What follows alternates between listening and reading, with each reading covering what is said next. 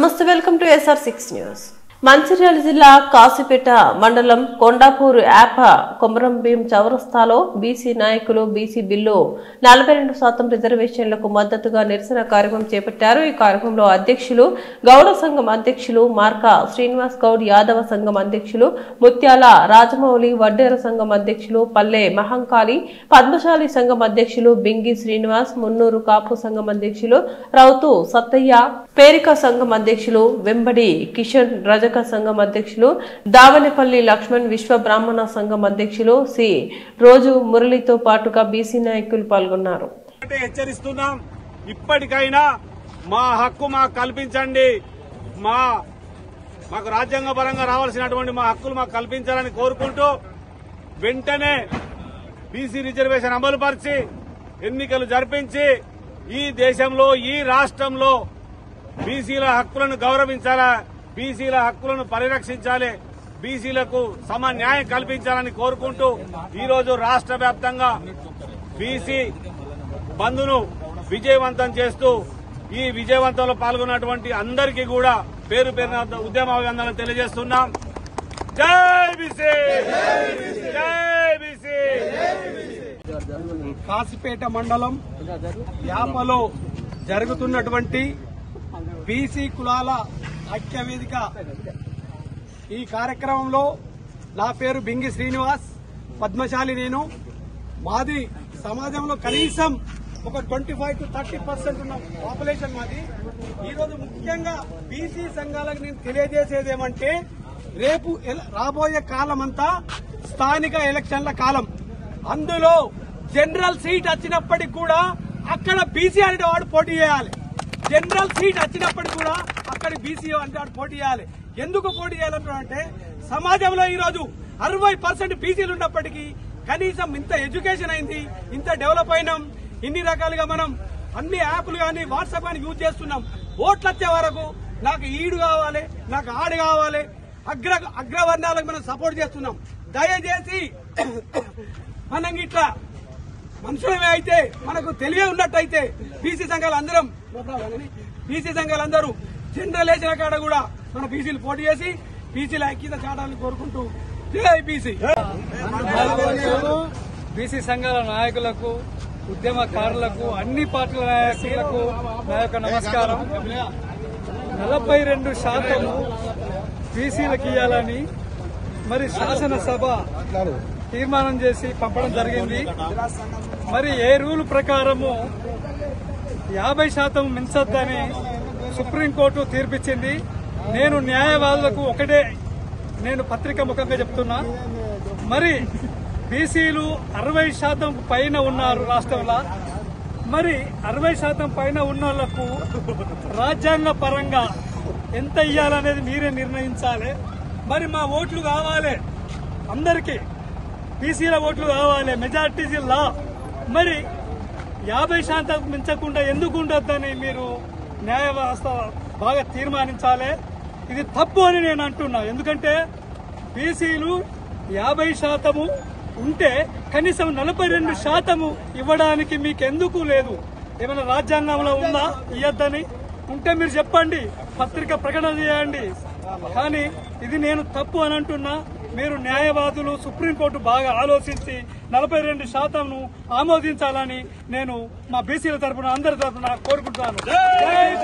ఉద్యమాలు చేస్తూ ఏదైతే దశాబ్దాల కాలంగా ఈ బీసీ ఉద్యమం కొనసాగుతున్న వేళ ప్రస్తుత రాష్ట్ర ప్రభుత్వము మరి అసెంబ్లీలో బీసీలకు మద్దతుగా 42% అని అన్ని పక్షాల రాజకీయ నాయకులతో కలిసి ఒక తీర్మానం చేసి, ఆ తీర్మానాన్ని సరే కేంద్ర ప్రభుత్వానికో రాష్ట్రపతికో వీళ్ళందరికీ ఇవ్వడం ద్వారా వాళ్ళు మనకు కూడా తెలంగాణలో ఈ రోజు మనం స్థానిక ఎన్నికలలో 42% అనే దాని మీద బీసీలకు అధిక స్థానాలు కల్పించడంలో రాష్ట్ర ప్రభుత్వం తీసుకుపోవడం జరిగింది. ఇట్టి విషయమై కొందరు వ్యక్తులు హైకోర్టులో పిటిషన్ వేసి ఈ ఏదైతే బీసీ 42 దాన్ని అడ్డుకోవాలని చూడడం జరుగుతుంది.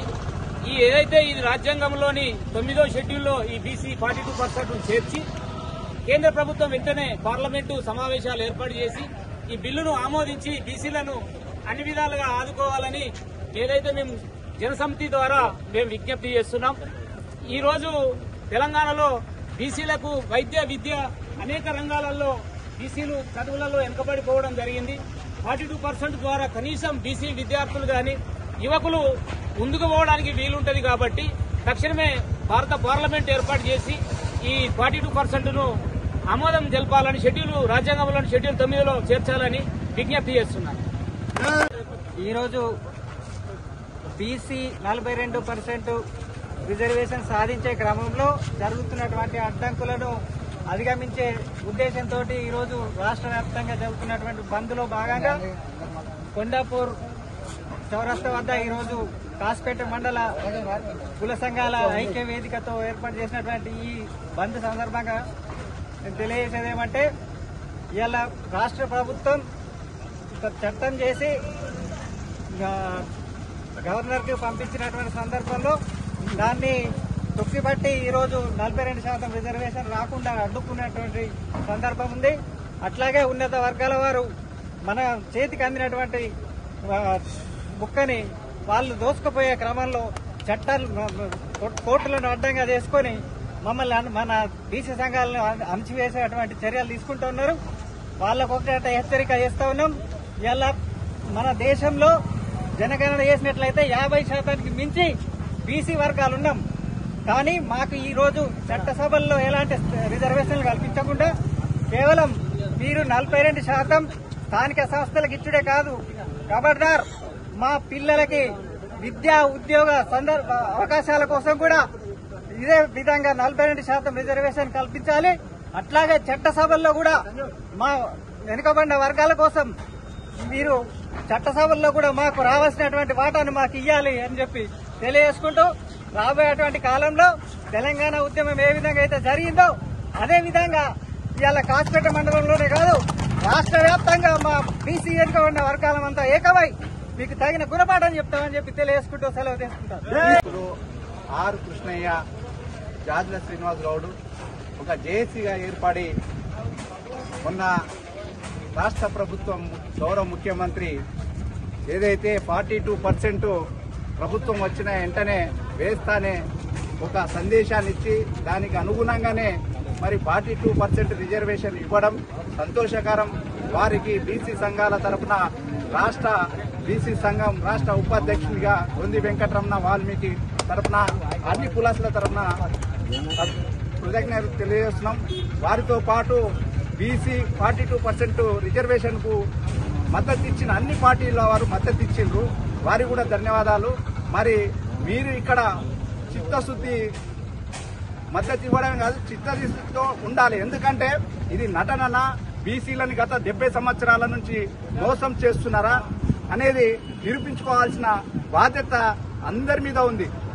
కాబట్టి మేము రాష్ట్ర బీసీ ఉపాధ్యక్షునిగా నేను ప్రభుత్వాన్ని డిమాండ్ చేసేది ఏంటనగా, మీరు వెంటనే 42 రిజర్వేషన్ ఇచ్చిన వెంటనే మా బీసీ కులస్తులు అల్ప సంతోషులు వెంటనే ఎన్నికలకు తమ ఆర్థిక సోమత లేకపోయినా కూడా ఎన్నికలకు ప్రిపేర్ అయి ఇంటి ట్యాక్సులు సపో తెచ్చి ఇంటి ట్యాక్సులు కట్టడం జరిగింది. మరి అదే విధంగా నామినేషన్ కూడా ప్రయత్నం చేసుకున్నారు.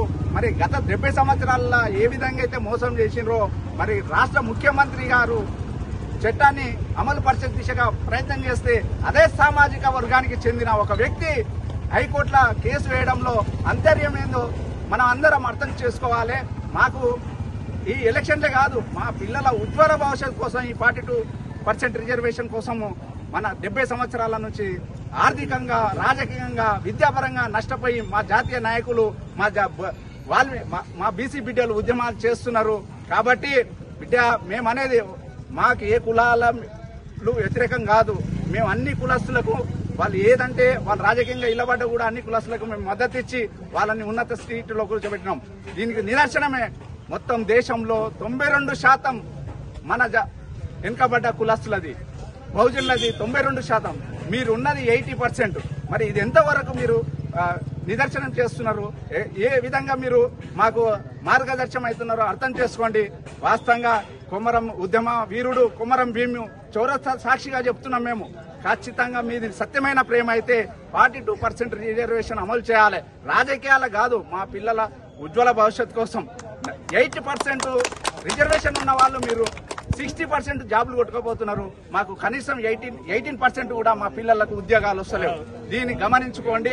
ఖచ్చితంగా మీరు చిత్తశుద్ధి, మీరు తీసుకున్న చట్టాల్లో ఎటువంటి కుట్ర కుతంత్ర లేకపోతే దాన్ని అమలు పరచాలి. అది సాధ్యమైనంత వరకు అన్ని కులస్తులు రాజకీయాలు పక్కన పెట్టి మన బీసీ జెండాని ముందుకు తీసుకుపోవాల్సిందిగా వాల్మీకి జాతి బిడ్డగా రాష్ట్ర ఉపాధ్యక్షునిగా మీ అందరినీ ప్రాధాన్యత